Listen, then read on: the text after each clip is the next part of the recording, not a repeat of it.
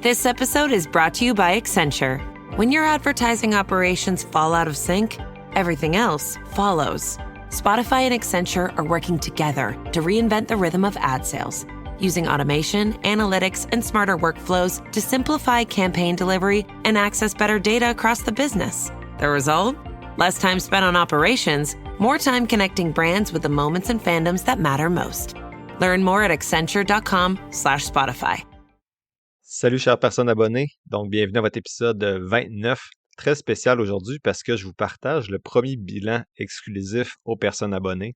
Donc j'ai décidé d'être pas mal plus transparent dans mes chiffres, notamment au niveau des actions individuelles, puis je souhaitais partager ça exclusivement avec les personnes abonnées pour avoir un moins grand public un petit peu avec ces chiffres-là.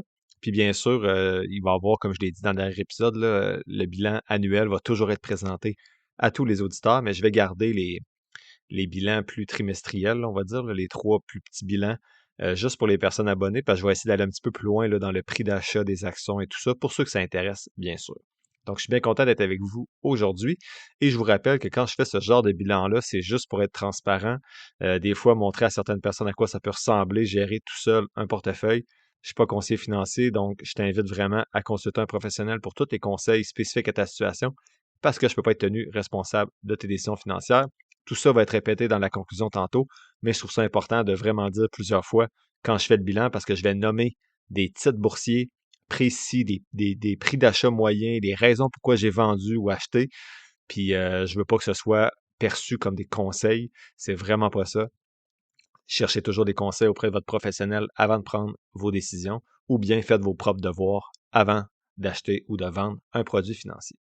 Donc, comme toujours, il y a une image qui a été partagée sur le groupe Facebook. Vous allez avoir accès à mes chiffres. Ça peut vous aider à suivre un petit peu, mais on va plus dans le détail aujourd'hui. Vous allez vous rendre compte que l'image a changé parce que j'ai changé certaines choses dans ma stratégie financière et je vous présente ça un petit peu plus loin. Donc, si on commence avec le bilan, les actifs, on se rend compte que mon compte chèque personnel a à peu près 5 600 $ dedans. Donc, un petit peu plus que d'habitude parce que je commence à économiser là, pour le 1er janvier. Donc, le 1er janvier, je mets 5 000 $ pour mes filles. J'en mets plus dans le fonds d'urgence non plus du CELI parce qu'il va être plein dans 2 mois. Donc, je mets le 1500 qu'il faut dans le CELI. Puis le reste, je le garde pour le 1er janvier. Puis si je me rends compte en décembre que j'ai trop d'argent pour le run de mes filles, même après avoir acheté des cadeaux de Noël, ben là, je vais peut-être mettre un certain montant dans mon REER pour terminer l'année. Ou envoyer ce montant-là dans le CELI de ma conjointe. On va voir. Dans le compte conjoint, 1715 $ environ, 1716 pour être précis. C'est juste pour les dépenses courantes, épicerie, tout ça, durant le mois. Donc, c'est la moitié du montant qu'on a, moi et ma conjointe, dans ce compte-là. Pour le CELI, rendu à 143 470 $. Donc, j'ai mis 5 000 $ de cotisation dans les 3 derniers mois et ça a augmenté de 18 000 $ depuis le dernier bilan. Donc, 13 000 $ de rendement en 3 mois. On va voir tantôt à la fin, là, il y a des chiffres assez impressionnants dans tout ça. J'ai pas réussi à ajouter d'argent dans le fonds d'urgence au cours des 3 derniers mois ou pour des projets court terme, là, pour me gâter, on va dire.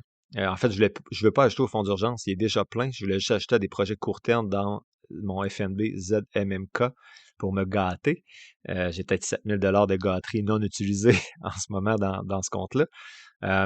Mais c'est ça, comme j'ai dit tantôt, il faut que j'économise pour le REE des filles en janvier. Donc, je vais être sûr d'avoir le 5 000 le 1er janvier ou le 2. Là.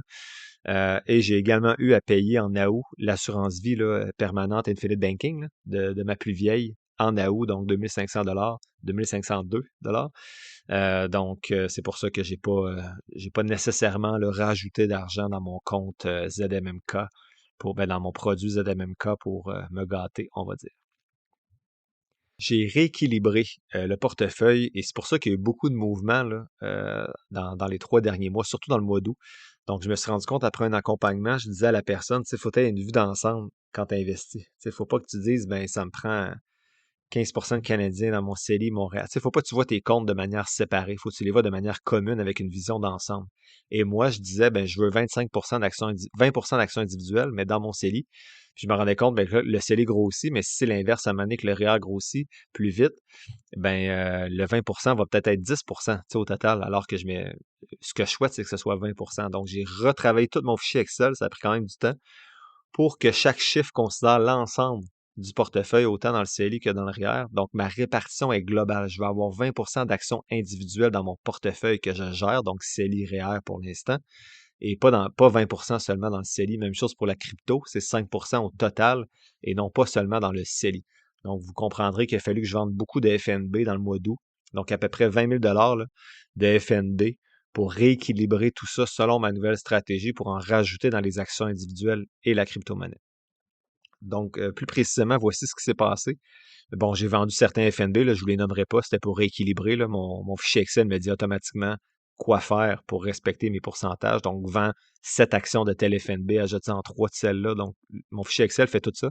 Merci à la personne auditrice là, qui m'a rajouté ces 2 colonnes-là dans mon fichier Excel. C'est vraiment aidant.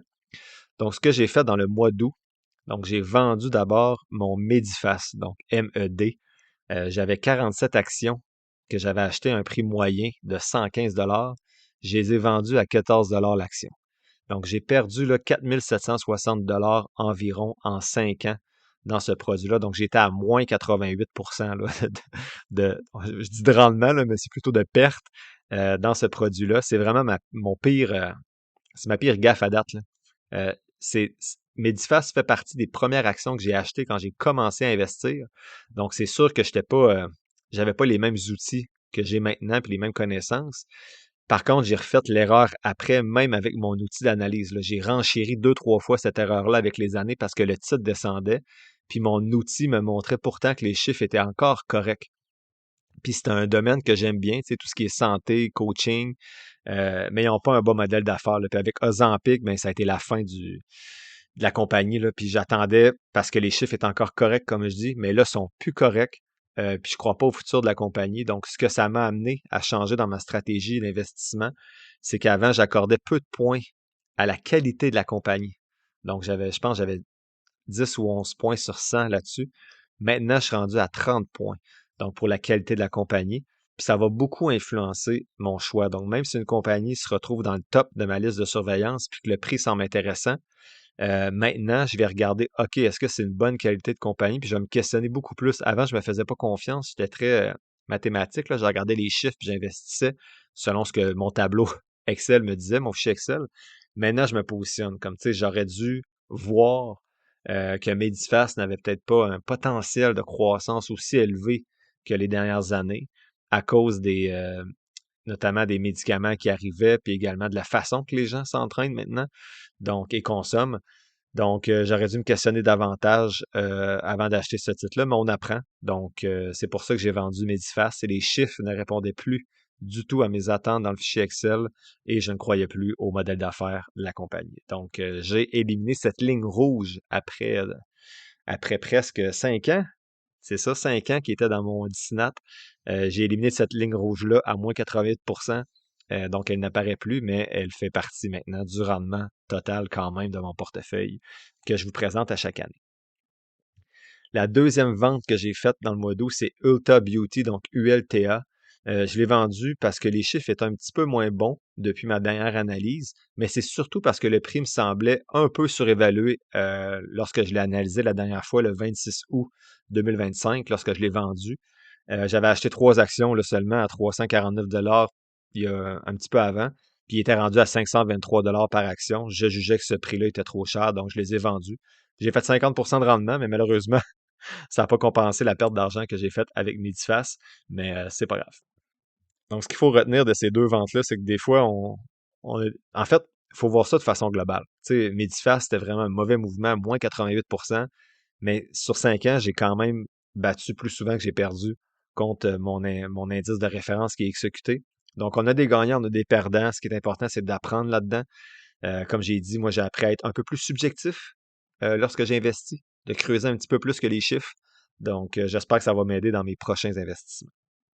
Et la troisième vente, la dernière que j'ai faite dans le mois d'août, j'ai vendu Parex Resources, donc PXT.to, parce que quand j'avais acheté ce titre-là, c'était pas nécessairement un titre qui était élevé sur ma liste. C'est pas nécessairement un titre auquel je crois fortement, mais il y avait une drop de 20% là, en août 2024, donc un an avant que je le vende. Donc, il y avait eu 20%, une baisse de 20%. Il y a un auditeur qui m'avait écrit qu'est-ce que j'en pensais. J'étais allé voir le titre, puis je pensais que c'était vraiment sous-évalué. Donc, je l'avais acheté, mais je savais que c'était pas du long terme là, pour PXT.to. C'est pas un secteur, là, l'énergie, que c'est un secteur très cyclique. Là. C'est pas un secteur que je vais investir pendant 25 ans. Donc, je l'avais acheté parce que je trouvais qu'il était très surévalué. Comme je vous l'ai indiqué avec mon petit titre mon code de couleur à l'époque, en août 2024. Et finalement, il a fait 31% de gain en un an. Donc, je l'ai acheté à 13 je l'ai vendu à 17 environ. Là. Donc, j'ai fait 283 de profit pour 70 actions. Donc, c'est pas grand-chose, mais c'était quand même intéressant comme aventure. Donc, avec tout l'argent qui était disponible en vendant les FNB et en vendant ces titres-là en fin août, j'ai fait 4 achats. Donc, le plus gros achat que j'ai fait, c'est dans Google, G-O-O-G. Donc, j'ai investi environ 10 400 US dans Google. Donc, 49 actions que j'ai achetées à 212,60 $. Deuxième achat, ben, en fait, pourquoi j'investis en Google, c'est parce que dans mon fichier Excel, les chiffres sont extraordinaires, mais c'est souvent des compagnies, là, tu sais, Google, Meta, qui d'autre, qui est un des Mag 7, là. Je pense que j'ai juste Google puis Meta qui réussissent à traverser toutes les étapes de mon fichier. Nvidia, c'est vrai, Nvidia aussi. Tu sais, Nvidia, puis me semble très surévalué, Meta légèrement sous-évalué, puis Google, ben, c'est le seul qui me semblait légèrement sous-évalué. Donc, avec les chiffres qu'il y a, puis je crois au modèle d'affaires, puis à la direction de Google, donc je les ai achetés à 49 actions à 212,60. Ensuite, j'ai acheté 88 actions de BTCX, donc du Bitcoin, à 22,70, donc environ 2000 que j'ai mis dans le Bitcoin pour rééquilibrer, c'est tout, pour la crypto-monnaie. Puis deux autres petites actions là, que j'ai achetées, les achats 3 et 4, c'était 9 actions de Deckers Outdoors, donc DECK, qui font des vêtements. Des bons chiffres, puis je pense qu'il peut y avoir de la croissance également avec leur marque phare. Là. Donc j'ai acheté environ, en fait j'ai acheté 9 actions à 117,70 pour à peu près 1050 $. Et j'ai acheté 7 actions de NetEase que j'avais déjà dans mon portefeuille, NTES, à 137,50 pour renforcer ma position, donc à peu près 1000 $ de plus là, dans NetEase. Je vais vous présenter un petit peu les grosseurs actuelles de chacun des titres plus loin dans le bilan. Donc, ma plus grosse prise de position, ça a été Google. Donc, je pense que c'est un gros joueur dans la technologie, dans l'intelligence artificielle aussi, probablement, même si on est un petit peu en retard là-dedans pour l'instant. Mais je veux juste dire qu'il y a eu de la chance. Tu sais, je vais vous présenter le rendement total tantôt, mais ça, je vais vous expliquer pourquoi. Bref, euh, j'étais chanceux parce que j'ai beaucoup hésité entre Google, NetEase, Deckers Outdoors. Et j'ai hésité ici aussi avec Lululemon. Donc, à chaque fois que j'arrive pour investir dans des actions individuelles, on dirait que Lululemon me fait de l'œil. Ils ont des bons chiffres, le prix semble pas trop cher. Donc, j'hésite tout le temps. Et j'ai pris une nouvelle habitude. Donc, avant de faire des gros achats, je vais tout le temps consulter deux, trois amis qui s'intéressent au marché boursier, puis je vais juste leur demander c'est quoi ton avis par rapport à ces trois, quatre compagnies-là. Et je prends leur avis. Puis je me positionne dans les trois, quatre amis que j'ai consultés cette fois-ci. Ils m'ont tous dit Google en premier. Donc, c'était mon choix aussi. Donc, avant de les consulter, j'avais déjà Google premier, mais ça l'a renforcé peut-être de mettre presque 90% du montant là, dans Google, puis de juste mettre des petites miettes là, dans Deckers Outdoors et NetEase. Mais je vous dis que c'est de la chance parce que je savais même pas là, qu'il y avait une décision judiciaire en cours pour Google. Donc, je me suis rendu compte qu'il y a eu cette décision-là qui était positive, donc d'anticoncurrence. Donc, Google a fait comme 8% dans une journée. J'ai acheté ça le jeudi. Puis le vendredi, je pense, ça a fait 8% de rendement en une journée. Donc, ça, c'est de la chance. Là. Je ne vous dirais pas que c'était prévu. Pas du tout. Moi, j'ai investi sur le long terme et je croyais à Google sur le long terme. Donc, tant mieux. Ça payait à court terme, mais c'était pas ça l'objectif. Et le lendemain, donc Loulou était en quatrième position sur tout ce que mes amis m'avaient dit, là, sur les quatre titres que je leur avais proposés. Et le lendemain, ben, ou une semaine après, je pense que Loulou descendait de 20%.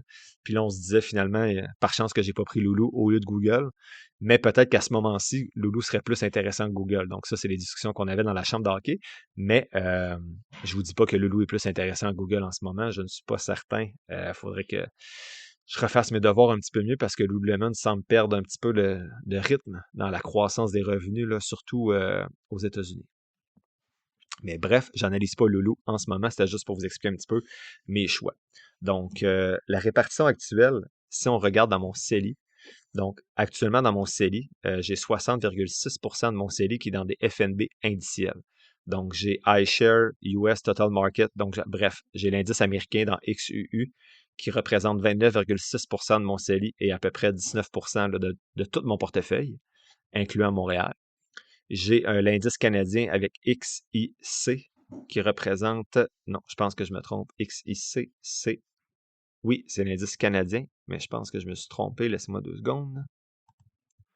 Donc oui, désolé, j'ai pris une petite pause ici dans le montage. Je suis allé vérifier. En effet, c'est pas XIC, là, ma deuxième position dans les FNB CELI, c'est XEF, donc l'indice international qui représente 17% de mon CELI à peu près, puis 11% du total de mon portefeuille. Et ensuite, j'ai le FNB XIC, là, en effet, qui suit l'indice canadien, qui est 9% de mon CELI, puis 6% de mon portefeuille global. Et j'ai VEE, qui suit l'indice des marchés émergents, 3% de mon CELI, puis à peu près 2% de mon portefeuille total. Donc, rappel très simple, les FNB indiciels, autant pour ma conjointe, mes filles, puis moi, ça prend à peu près 4-5 minutes à la fin de chaque mois pour rééquilibrer ces FNB-là. Ensuite, j'ai 31,5% de mon CELI actuellement dans des titres individuels. Donc, j'ai 5 titres, je vous les présente en ordre d'importance. Ma première position, c'est Google, donc GOOG, qui représente 8,2% de mon portefeuille total. Donc, j'ai 49 actions de Google à un prix moyen de 212,63 pour une valeur de 12 300 US à peu près.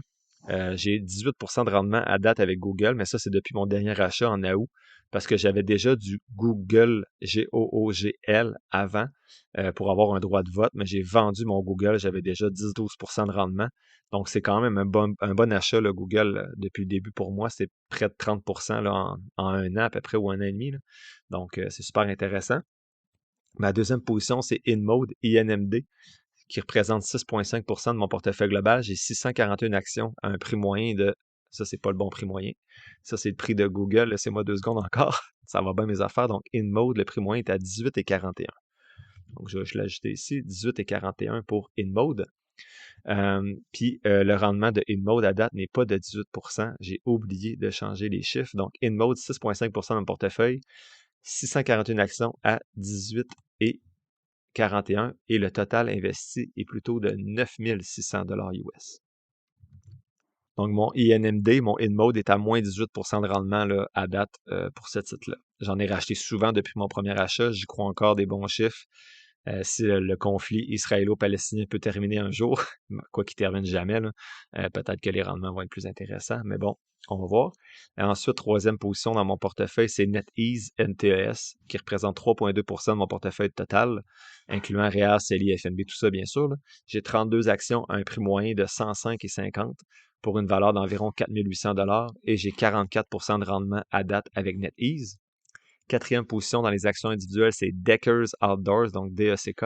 1,2% de mon portefeuille, 16 actions à 112,85 de prix moyen, donc à peu près 1800 US là, dans DEC. Puis 0% de rendement à date. En fait, j'étais à moins 0,29% au moment d'enregistrer. Et enfin, j'ai Regeneron Pharmaceuticals, une des premières actions que j'ai achetées, qui représente maintenant 1,2% de mon portefeuille. Donc, j'ai 3 actions à un prix moyen de 631,49 donc à peu près 1700 de valeur. Là. Je suis à moins 9% de rendement à date, mais ça, c'est depuis que j'ai vendu. Donc, j'avais vendu 3 ou 4 actions là, à 1194 parce que je trouvais qu'elles étaient légèrement sous-évaluées à ce moment-là. Donc, j'avais vendu la moitié de mes actions, un petit peu plus. Donc, au total, c'est quand même une bonne action. Là. Elle m'avait fait un bon rendement au moment où j'avais vendu ces actions-là. Donc, oui, elle est à moins 9% en ce moment, mais elle m'avait quand même donné des bonnes journées là, il y a une année ou deux. Là.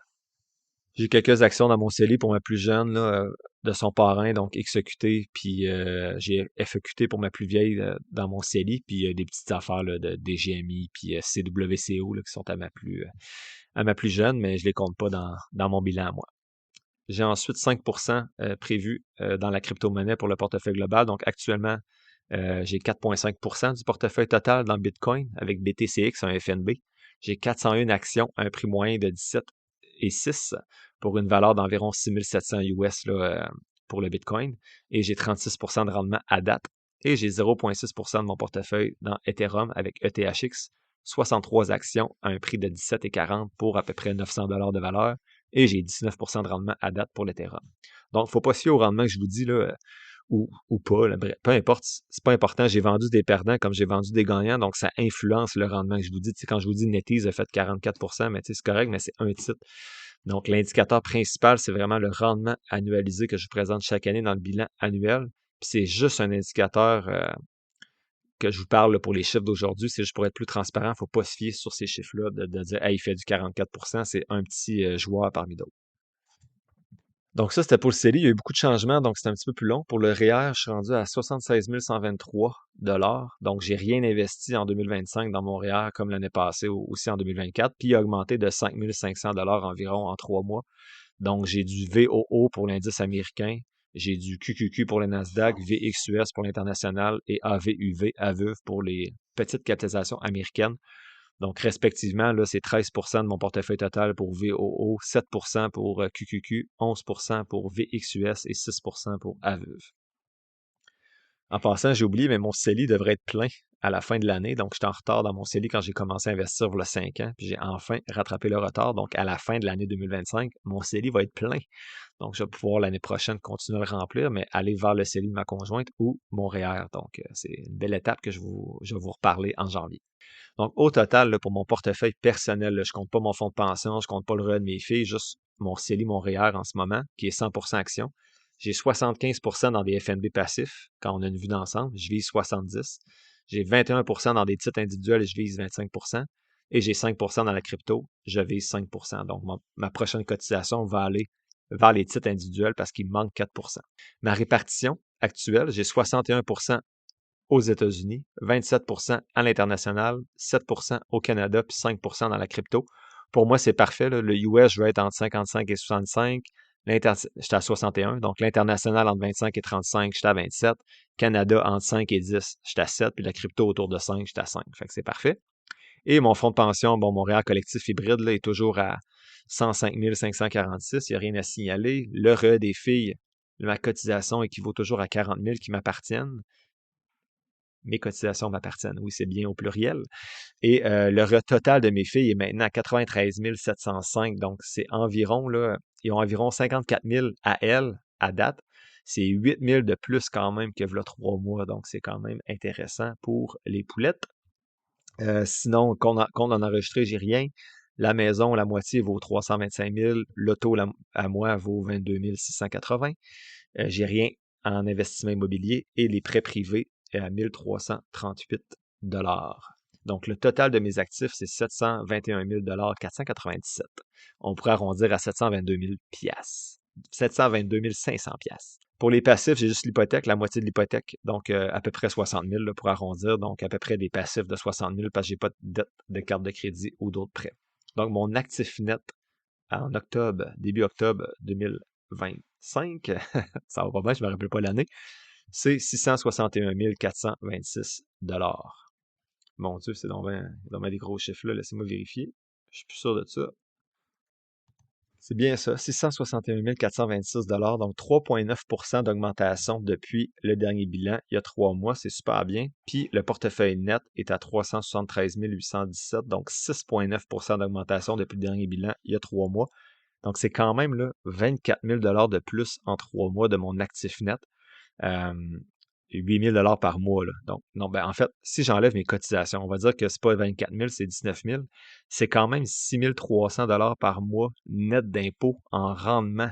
Ben, presque net d'impôt. Il y en a un petit peu d'ureur. Bref, on va dire à peu près 5 000. Là. On va arrondir. Là. J'ai 5 000 par mois de plus dans les poches à cause des rendements depuis 3 mois. 5 000 $ par mois, là, c'est 15 000 à peu près net d'impôt. C'est presque un voyage par mois. Là, donc, je trouve ça, c'est pas pour me vanter rien, il y en a qui ont bien plus d'argent que moi, c'est juste pour montrer, il y a 5 ans, j'étais même pas proche de ça. Là, j'avais 18 000 $ dans mon CELI avec mon conseiller financier. Fait que quand on prend en main quand même, au début, ça paraît pas tant que ça, mais quand on se rend compte que là, tu as presque un salaire net, je comprends, là, c'est pas un salaire net, là, ça va redescendre dans une couple d'années probablement avec une crise ou peu importe, mais c'est quand même le fun de faire l'actif net, je vous invite à le faire pour voir, OK, j'ai fait presque autant que mon salaire net en rendement qu'en salaire au travail. Donc, quand même intéressant. Donc, en conclusion, là, j'espère que vous avez apprécié la nouvelle formule un peu plus transparente du bilan, un peu plus longue, là, de 10 minutes aussi, donc qui est exclusive aux personnes abonnées pour vous remercier encore une fois de soutenir le podcast. Puis, je vous invite au prochain épisode régulier mardi prochain où je vais répondre à 5 de vos questions, donc qui vont être accessibles à tout le monde. Donc, bye bye et bonne fin de journée.